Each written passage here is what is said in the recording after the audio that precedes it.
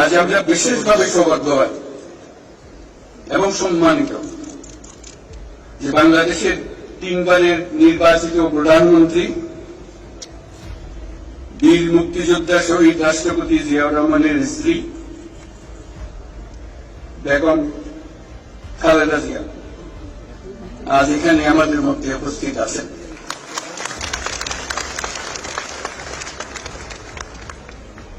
এক যুগ ধরে তিনি এই মহাসম্মেলনে অংশগ্রহণ করার সুযোগ পান নাই, আজকে সুযোগ পেয়েছেন। আমরা সবাই আনন্দিত এবং গর্বিত যে আমরা এই সুযোগ দিতে পেরেছি। শারীরিক অসুস্থতা সত্ত্বেও এই বিশেষ দিবসে সবার সঙ্গে শরীর খাওয়ার জন্য আপনাকে আবারও ধন্যবাদ। আমরা তার আশু রোগমুক্তি কামনা করছি এবং এই অনুষ্ঠানে বিশেষভাবে স্বাগত জানাচ্ছি।